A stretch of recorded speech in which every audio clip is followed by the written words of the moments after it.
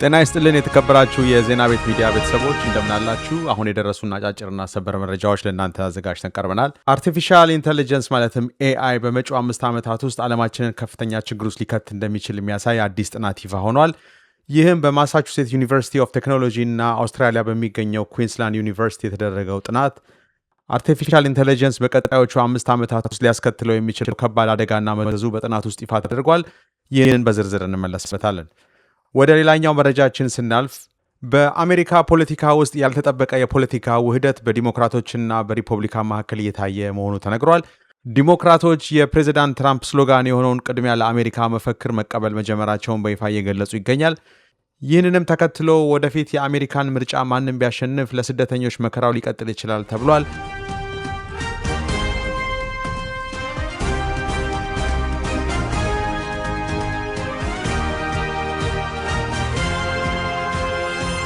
ወደ መጀመሪያው መረጃችን ስናቀና በቴክኖሎጂ ዓለም በከፍተኛ ፍጥነት እየተስፋፋ የመጣው አርቲፊሻል ኢንተለጀንስ ወይንም በሰው ሰራሽ አስተምሮ የሚሰሩ የኮምፒውተር ስርዓቶች ወደፊት ሊያስከትሉት የሚችሉት አደጋ በዓለም አቀፍ ደረጃ ከፍተኛ ስጋትን ፈጥሯል። አርቲፊሻል ኢንተለጀንስ ወይንም ኤአይ የሰው ልጅ የሚያስባቸውንና የሚያከናውናቸውን ውስብስብ ተግባራት በኮምፒውተር ፕሮግራም አማካኝነት በራሳቸው እንዲሰሩ ተደርገው የተሰሩ የቴክኖሎጂ ውጤቶች ናቸው። ይህ ቴክኖሎጂ በየዕለቱ እያሳየ ያለው እድገት አዎንታዊ ጎኖች ያሉት ቢሆንም የነገሩ ክብደት እየጨመረ መጥቶ አሁን የብዙዎችን ቀልብ ስቧል። በቅርቡ በማሳቹሴትስ ዩኒቨርሲቲ ኦፍ ቴክኖሎጂ ኤምአይቲ በተካሄደ ጥናት 272 የዓለም አቀፍ ባለሙያዎችን ያሳተፈ ጥናት ይፋ ተደርጓል። ይህ ዩኒቨርሲቲ በዩናይትድ ስቴትስ የሚገኝና በቴክኖሎጂ ምርምሮች ላይ በዓለም አቀፍ ደረጃ ከፍተኛ ገናናነትን ያገኘ ሲሆን በዚህ ተቋምና አውስትራሊያ በሚገኘው ኩዊንስላንድ ዩኒቨርሲቲ ተመራማሪዎች በጋራ ባካሄዱ ጥናት መሰረት አርቲፊሻል ኢንተለጀንስ በቀጣዮቹ 5 ዓመታት ውስጥ አደገኛ የጦር መሳሪያ የማምረት አቅም ማግኘት ወይንም በሚሊዮኖች የሚቆጠሩ ሰዎችን ሊገድል የሚችል የጅምላ የጦር መሳሪያ የማምረት እድሉ 20% ገደማ መድረሱን ይፋ አድርገዋል። እነዚህ ግኝቶች በአርቲፊሻል ኢንተለጀንስ ደህንነትና በሳይበር ደህንነት ማለትም የኮምፒውተር መረቦችን መረጃ ዲጂታል ጥቅም ማለትም የኮምፒውተር መረቦችንና መረጃዎችን ከዲጂታል ጥቃት የመጠበቅ ሂደት ዙሪያ ያለውን ክርክር በይበልጥ እያባባሱት ይገኛሉ። በተለይም መንግስታትና ኩባንያዎች በይበልጥ ውስብስብ የሆኑ የኤአይ ስርዓቶችን በፍጥነት እያሰማሩ ባሉበት በዚህ ወቅት ጉዳዩን ይበልጥ አሳሳቢ አድርጎታል። የክርክሩን አስቸኳይነት ይበልጥ ያጎላው በቅርቡ ኦፕን ኤአይ በተባለ የተሰራ አንድ ኤአይ ሁሉም ኤአይዎች የሚነጋገሩበትን መረጃ የሚቀያየሩበትን ሃጊንግ ፌስ የተባለውን የአርቲፊሻል ኢንተለጀንስ የቁጥጥር መስመሮችን አልፎ ብዙ ሶፍትዌሮች የሚነጋገሩበትን መድረክ ማለትም ሃጊንግ ፌስን ባጠቃበት ወቅት ነው። የክርክሩን አስቸኳይነት ይበልጥ ያጎላው በቅርቡ ኦፕን ኤአይ በተባለ መሪ የኤአይ ካምፓኒ የተሰራ አንድ የኤአይ ሞዴል የኤአይ ሞዴሎችን የቁጥጥር መስመር አልፎ የተለያዩ ሶፍትዌሮች መረጃ የሚቀያየሩበትን መድረክ ማለትም ሃጊንግ ፌስ ባጠቃበት ወቅት የበለጠ አሳሳቢነቱ ታውቋል። በኤምአይቲ እና በኩዊንስ ዩኒቨርሲቲ ተመራማሪዎች የተካሄደው ይህ ጥናት ዓለም አቀፍ ባለሙያዎች 24 የተለያዩ የኤአይ አደጋዎችን እንደ አውሮፓውያን አቆጣጠር ከ2025 እስከ 2030 ዓ.ም ባለው ጊዜ ውስጥ የመከሰት ዕድላቸውንና የጉዳታቸውን ከባድነት እንዲገመግሙ አስገድዷል። ከ24ቱ አደጋዎች ውስጥ 18ቱ በቀጣዮቹ 5 ዓመታት ውስጥ ቢያንስ 10% የጥፋት ውጤት የመከሰት ዕድል እንዳላቸው ተዘግቧል። እነዚህ ውስጥ 5 የተወሰኑ አደጋዎች የመከሰት ዕድላቸው ከፍተኛ በመሆኑ ጎልተው ወጥተዋል። በጥናቱ ፍቺ መሰረት አስከፊ ውጤት ተብሎ የተገለጸው 1 ሚሊዮን በላይ የሰው ሕይወት ማጣት ወይንም ከ100 ሚሊዮን ዶላር በላይ ኪሳራ ሊያስከትል እንደሚችል ጥናቱ ይጠቁማል። ኤአይ አሁን ባለበት የእድገት መጠን ከቀጠለ በሚቀጥሉት 5 ዓመታት ውስጥ እጅግ አሳሳቢ የሆኑ 5 አደጋዎች ሊከሰቱ እንደሚችሉ ጥናቱ ይጠቁማል።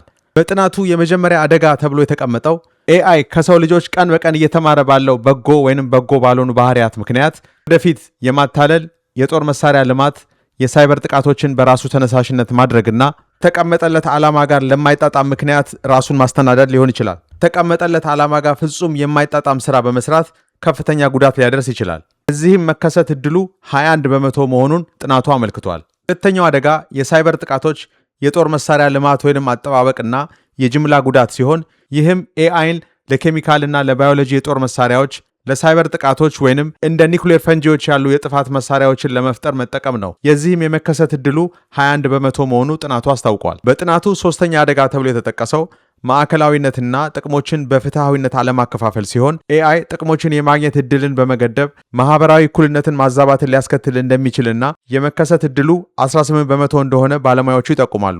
በጥናቱ በአራተኝነት የተጠቀሰው ትክክል ያልሆነ ተወዳዳሪነት ሲሆን ምርጥ የኤአይ ሞዴሎችን ለማውጣት በአገራትና በኩባንያዎች መካከል የሚደረጉ ሩጫዎች ስህተት የመፍጠር ዕድላቸው ከፍተኛ መሆኑን ጠቅሶ ጥናቱ ይህም በመከሰት ዕድሉ 16 በመቶ መሆኑን ተናግሯል። በጥናቱ አምስተኛ አደጋ ተብሎ የተጠቀሰው የተሳሳተ ወይንም አሳሳች መረጃዎችን መስጠት ሲሆን ኤአይ የፈጠረው የተሳሳተ መረጃ የህዝብን እምነት በመቀየር ሰዎች በተሳሳተ መረጃ ላይ ተመስርተው የተሳሳተ ውሳኔ እንዲያደርጉ መገፋፋት ሲሆን የዚህም የመከሰት ዕድሉ በ12.8 በመቶ መሆኑን ጥናቱ ገልጿል። ባለሙያዎቹ እንዳመለከቱት አደጋዎቹን ለመቀነስ የሚወሰዱ አንዳንድ የማቅለያ እርምጃዎች የእነዚህን ጉዳቶች ክብደት ሊቀንሱ ቢችሉም አደጋዎቹ የመከሰት ዕድላቸው አሁንም ከ10 በመቶ በላይ ሆኖ ይቆያል። በመጨረሻም አርቲፊሻል ኢንተለጀንስ የሰው ልጆችን ምርታማነትና የሥራ ቅልጥፍናን በመጨመር በኢንዱስትሪዎችና በሕክምናው ዘርፍ ከፍተኛ ምርታን እያመጣ ሲሆን ምንም እንኳን አስከፊ የኤአይ አደጋዎች ሊከሰቱ እንደሚችሉ ሙሉ በሙሉ እርግጠኛ መሆን ባይቻልም ጉዳዮቹን እንደ ወሳኝ ተግዳሮቶች በመቁጠር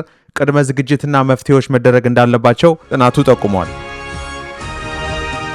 ወደ ሌላኛው መረጃችን ስናልፍ በአሜሪካ ፖለቲካ ውስጥ ለዘመናት የቆየውን የፖለቲካ አሰላለፍ የሚቀይር አዲስና አስገራሚ ክስተት እየታየ ይገኛል። በፕሬዚዳንት ዶናልድ ትራምፕና በሪፐብሊካን ፓርቲ ጋር ብቻ ተያይዞ ይታወቅ የነበረው ቅድሚያ ለአሜሪካ ወይንም አሜሪካ ፈርስት የሚለው መፈክር አሁን በግራ ክንፍ የዲሞክራቶች ወገን ዘንድ በስፋት እየተነሳ ይገኛል። ይህ አዲስ የፖለቲካ ለውጥ እየመጣ ያለው ፕሬዚዳንት ትራምፕ ከእስራኤል ጋር በመተባበር ከኢራን ጋር ባካሄዱት ጦርነት ምክንያት በተፈጠረው ከፍተኛ የፖለቲካ ውዝግብ ማዕበል ውስጥ ነው። ይህ ድንገተኛ ለውጥ ለረጅም ጊዜ ፕሬዚዳንት ትራምፕ በአብዛኛው ብቻቸውን ይዘውት የነበረውን የፖለቲካ መፈክር በጽኑ የሚጋራ በመሆኑ በቀኝ ክንፍ ሪፐብሊካኖች ውስጥ ስንጥቆችን እየፈጠረ ይገኛል። ይህ አሜሪካ ፈርስት የሚለው አስተሳሰብ የ2028 የዲሞክራቲክ የፕሬዝዳንታዊ ምርጫ እጩዎችን ጨምሮ በርካታ ዲሞክራቶችን ወደዚህ አስተሳሰብ እየሳበ ይገኛል። ለምሳሌ ከሚቺጋን ግዛት የመጡት ተራማጅ የሴኔት እጩ አብዱል አልሰይድ ራሳቸውን በአገሪቱ ውስጥ እጅግ በጣም ቅድሚያ ለአሜሪካ የሚል እጩ በማለት በኩራት ገልጸዋል። አብዱል አልሰይድ የአሜሪካን ሕዝብ ሀብትና ንብረት ለውጭ አገር ጦርነት ማሽኖች ከመዋል ይልቅ በሀገር ውስጥ ልማት ላይ መዋል እንደሚገባ በጥብቅ ይደግፋሉ። በተመሳሳይ ሁኔታ ለዋይት ሃውስ ማለትም ለአሜሪካ ፕሬዝዳንትነት ሊወዳደሩ የሚችሉት የካሊፎርኒያው ተወካይ ሮ ካና ይህንን መለያ ተቀብለውታል። ሮ ካና በከፍተኛ የነዳጅ ዋጋ ወቅት የጋዝ ምርቶችን ወደ ውጭ መላክን በመከላከልና በመካከለኛው ምስራቅ ሌላ ተጨማሪ ጦርነት ማድረግን በመቃወም አሜሪካ ራሷን ቅድሚያ ማስቀመጥ እንዳለባት ይከራከራሉ። በተጨማሪም ለኔብራስካ ግዛት ለሴኔት ማለትም ለአሜሪካ ከፍተኛ የሕግ ማውጫ ምክር ቤት አባልነት የሚወዳደሩት እጩ ተወዳዳሪ መሪ ዳን አስቦርንም ተመሳሳይ አቋም አንጸባርቀዋል። ዳን አስቦርን አሜሪካን እስራኤልን ሳይሆን የአሜሪካን ጥቅም ማስቀደም እንዳለባት በአጽንኦት ያስታውቃሉ። በተለይም የማይታመን አጋር ለሆነች ሀገር ሲባል የአሜሪካን ወታደራዊ ነጻነት ማዳከምና ጥቅም የሌለው ዘላለማዊ ጦርነት ውስጥ መግባትን በከፍተኛ ሁኔታ ይተቻሉ።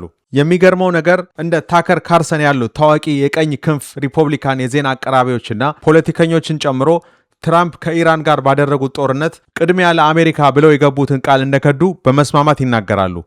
ይህ ለዲሞክራቶች ትልቅ የፖለቲካ ክፍተት ዕድል ፈጥሮላቸዋል። አብዱል አልሰይድ የትራምፕን ማጋ አሜሪካ የሚለውን መርህ የበለጠ በመተቸት በመጨረሻም የአሜሪካን ጥቅም ለውጭ አገር ሎቢዎች ወይንም ተጽዕኖ ፈጣሪ ቡድኖችና ለድርጅታዊ የጦር ማሽኖች አሳልፎ የሚሰጥ ትርኢት ብለው ገልጸውታል። ይህ በዲሞክራቶች በኩል እየታየ ያለው የፖሊሲ ለውጥ እንደሚያሳየው በሚመጡት ዓመታት ዲሞክራቶች ምርጫ ቢያሸንፉም እንኳን የአሜሪካን ኢሚግሬሽንና የኢኮኖሚ ፖሊሲ ቅድሚያ ለአሜሪካ የሚለውን መርህ ማንጸባረቁ እንደማይቀየር ነው። ይህም ማለት በቀጣዮቹ ዓመታት በስደተኞችና ሕጋዊ ባልሆኑ መንገድ አሜሪካ ውስጥ በሚኖሩ ሰዎች ላይ የሚደርሰው ፈተናና አስቸጋሪ ሁኔታ አሁንም እንዳለ እንደሚቀጥል ነው። በኢሚግሬሽንና በኢኮኖሚ ፖሊሲ ረገድ ዲሞክራቶች ቢያሸንፉም ከተፎካካሪያቸው ሪፐብሊካን ፓርቲ ጋር ጎልቶ የሚታይ ትልቅ ልዩነት ሊኖራቸው አይችልም። ይህ የሁሉም ፓርቲዎች አባላት እያሳዩት ያለው የፖለቲካ አቅጣጫ ለውጥ መራጮች ለ10 ዓመታት በመካከለኛው ምስራቅ ግጭቶች ጦርነት ለመሰላቸታቸውና ለአገር ውስጥ ኢኮኖሚ መሻሻል ያላቸውን ከፍተኛ ፍላጎት የሚያንጸባርቅ ነው።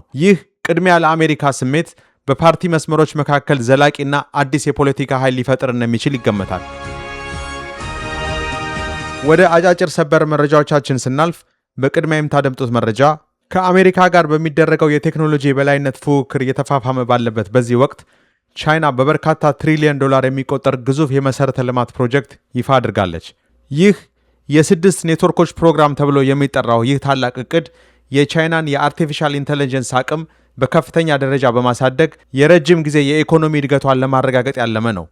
በተጨማሪም በቤጂንግ ኤአይ ዘመን በዓለም አቀፍ ደረጃ ግንባር ቀደም የቴክኖሎጂ መሪ ሆኖ ለመውጣት ያላትን ታላቅ ራዕይ ያሳያል። በሌላ ዜና የአሜሪካን ኢሚግሬሽንና ጉምሩክ አስፈጻሚ ኤጀንሲ አይስ በቅርቡ ኢትዮጵያውያኖችን ጨምሮ አሜሪካ ከለላቸውን ያነሳችባቸውን አገራት ዜጎች ለመያዝ ያለመ እጅግ የተጠናከረ ሥራ ማቀዱን ይፋ አድርጓል። ፎክስ ኒውስ የፌዴራል ምንጮችን ጠቅሶ እንደዘገበው ኤጀንሲው በተለይ ጊዜያዊ ጥበቃ ሁኔታዎች የተነሳላቸውን የሄይቲ ዜጎችን በስፋት ለማስወጣት በትኩረት እየሰራ መሆኑን አስታውቋል። በሌላ ዜና በካናዳ ቶሮንቶ በሚገኘው የአሜሪካ ቆንጽላ ጽሕፈት ቤት በዚህ ዓመት ለሁለተኛ ጊዜ በጥይት ተደበደበ። ጥቃቱን ያደረሰው ግለሰብ በከፍተኛ ፍጥነት መኪና አሽከርክሮ ከቦታ የተሰወረ ቢሆንም ፖሊስ ተጠርጣሪውን ለመያዝ ፍለጋውን ቀጥሏል። ይህ ክስተት ባለፈው ሰኔ ወር ከተፈጸመው ተመሳሳይ ጥቃት በኋላ የተከሰተ ሲሆን በዲፕሎማቲክ ተቋማት ላይ የተደረገውን ከባድ የደህንነት ስጋት አጉልቶ ያሳያል ተብሏል። በመጨረሻም አንድ ትልቅ ሰደድ እሳት ከፈረንሳያ ዋና ከተማ ቦርዶ 9 ማይል ርቀት ላይ የተንቀሳቀሰ ሲሆን የከተማዋ ከንቲባ አስቸኳይ ማስጠንቀቂያ እንዲሰጡ አስገድዷቸዋል።